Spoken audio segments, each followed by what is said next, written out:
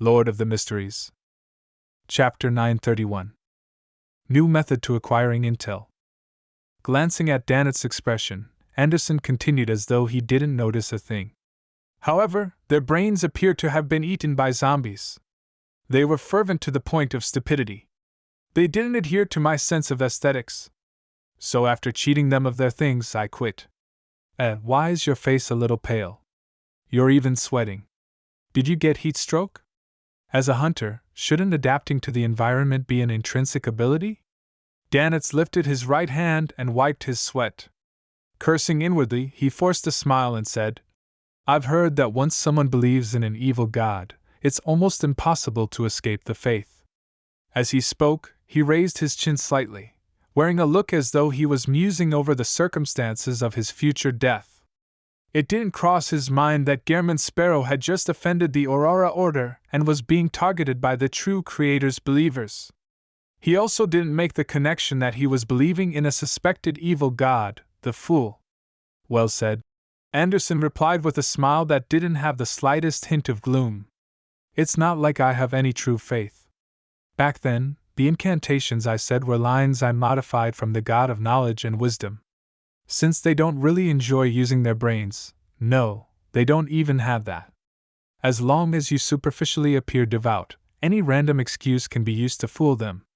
Without waiting for Dannett to develop the discussion further, he asked, Why are you suddenly asking about the Aurora Order? Dannett bit down on his roasted meat and slowly chewed and swallowed. After a deliberate pause of 20 to 30 seconds, he said, I just recalled something. For some reason, Gehrman Sparrow has been identified by the Aurora Order as a high-priority elimination target.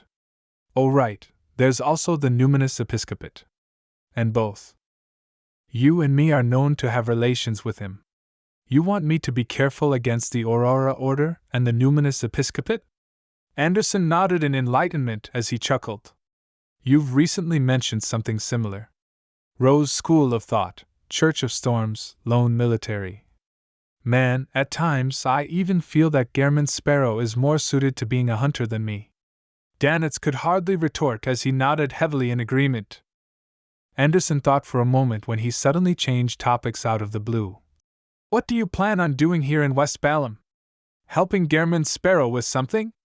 Upon hearing this question, Dannett fell silent for a second. He put down the item in his hand and tidied his clothes in an unhurried manner. The investigation of the faith situation pertaining to the different classes of people in West Balham. This was determined after his discussion with Vice Admiral Iceberg Edwina. In common parlance, it meant investigating the developments of the various secret organizations and factions in West Balham.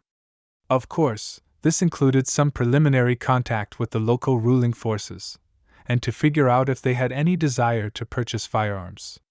The investigation of the faith situation pertaining to the different classes of people in West Balham.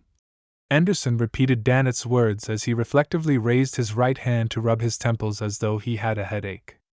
After the end of the tarot gathering, and warning Admiral of Stars to take note of the Aurora Orders and Numinous Episcopates investigations, with the best choice being seeking the Moses Ascetic Order's help, Klein busily finished the three-party transaction between the world, the moon, and the sun. He received £5,000 in return. After dinner, he bit on an unlit disguised smoke pipe as he read the papers. Then he saw Miss Messenger walk out of the void to deliver him a letter. Leonard's. Klein reached out to receive it and noticed that Rionette Tynker didn't stay at all. She had rapidly returned to the spirit world. This also made him determine that Leonard Mitchell had already paid the mailing fee. Hence, he took out his other hand and unfolded the letter. Zangwill has appeared in East Balham. He's suspected to have met with Palenque Tesiblius from the Numinous Episcopate's Artificial Death faction. Zangwill. Klein ruminated over the name as he slowly leaned back into his reclining chair. In the letter, Leonard wished that he could do some investigations in secret to figure out Zangwill's motives. But the problem is that 0-08 has the characteristic of any mention of it will be known. Knowing of it also means being known by it. Besides, it's good at arranging coincidences, making people follow its directions without even realizing it. Under such circumstances, it's very difficult to avoid 0-08's notice while investigating in Sangwil. Not only is there no chance of success, it's also easy to expose myself. As Klein thought, he made Enzo walk behind him and began massaging his shoulder. He read Leonard Mitchell's letter again, hoping to find more clues and incisive points for investigations from those few words. East Ballam.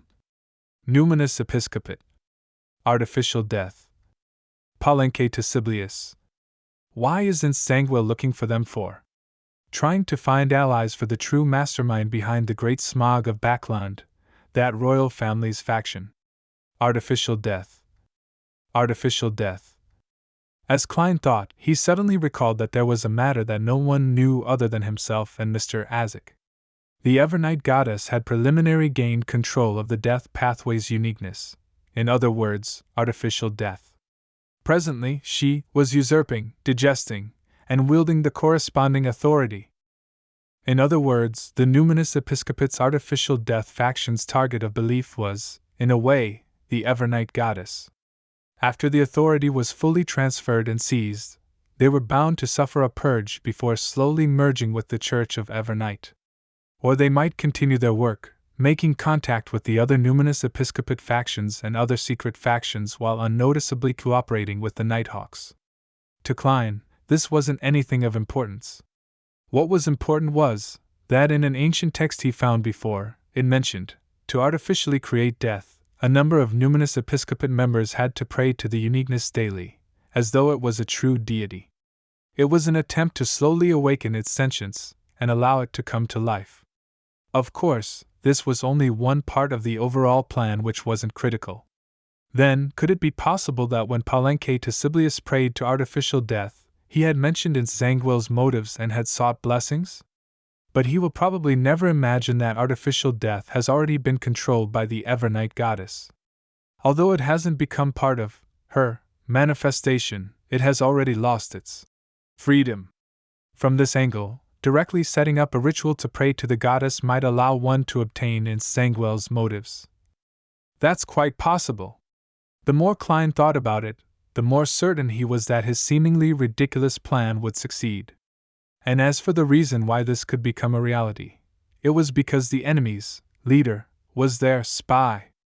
After getting Enzo to stop massaging him, Klein slowly got up and paced about, considering if he should make the attempt, and if so, how. Sangwil is a traitor of the church. He's an insult to all Nighthawks. If there's a chance to wipe him out, the goddess should be very willing to see it happen. She wouldn't mind providing some help. But the goddess is now in a critical stage of seizing the artificial death's authority. She will not be able to provide answers for a long period of time, and she can only provide feedback to normal ritualistic magic. Besides, I also lack the corresponding materials. Also, I've been constantly warning myself to be on guard. I must not fully trust and rely on the goddess. On second thoughts, directly praying to her to obtain a revelation might not be too good. I hope to maintain a safe distance. Amidst his thoughts, Klein felt a little hesitant. He began letting his thoughts wander in a bid to find a more acceptable plan. Suddenly, he had a more ridiculous idea. Directly pray to artificial death. This actually posed no danger. This was because artificial death wasn't able to respond to prayers and rituals. If there was any feedback, it meant that it was essentially controlled by the Evernight goddess. On the other hand, Klein had the feather produced and left behind from the artificial death project. He also had Azek's copper whistle. He didn't need to spend too much time to gather the ingredients needed to set up a ritual for a revelation. In addition, there's a layer in between us. I'm not directly contacting the goddess. Perhaps this might even help her further seize artificial death's authority. Klein consoled himself as he began busying himself. He first used the sacrificial and bestowment ritual. He brought back the 2 remaining feathers and some full moon essence oil, night vanilla powder, and other items which he had not used in a while to the real world. Then, he modified the sacrificial altar and completed the first part of the preparations. After all, he was essentially praying to the Evernight goddess. he couldn't be bothered to head out to buy ritualistic materials of the death domain. This was essentially the same as other normal ritualistic magic. With great familiarity, Klein lit the candles, dripped some essential oils, and drew the symbols for human and concealment on an artificial goatskin. Then, in the thin fog that spread, he pressed Azek's copper whistle over it. Immediately after that, he placed the white feather stained with pale yellow oil stains inside the silver bowl that had burning herbal powder. He then watched it curl without any signs of it turning black. After exhaling silently, Klein took a step back and chanted in Hermes. You are the essence of death. You are the Lord of the dead. You are the final home to all living beings. I pray for your help. I pray for you to tell me the motives for Ensanguil's contact with the numinous episcopate. Just as he said those words, the 3 candlelight burgeoned as though they brightened significantly but were tainted with a dark green. The surroundings turned cold and creepy. Klein closed his eyes and entered cogitation for 30 seconds, feeling uneasy. He walked in front of the altar, picked up the full moon essence oil and dripped 1 drop onto each of the 3 candles. After doing this, he took away Azek's copper whistle, grabbed the artificial goatskin, and moved it close to the candlelight representing himself. When it ignited, he threw it into the silver bowl.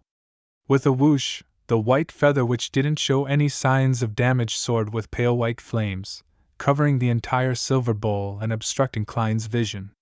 About 3 seconds later, the fire subsided, leaving a mound of powder in the silver bowl.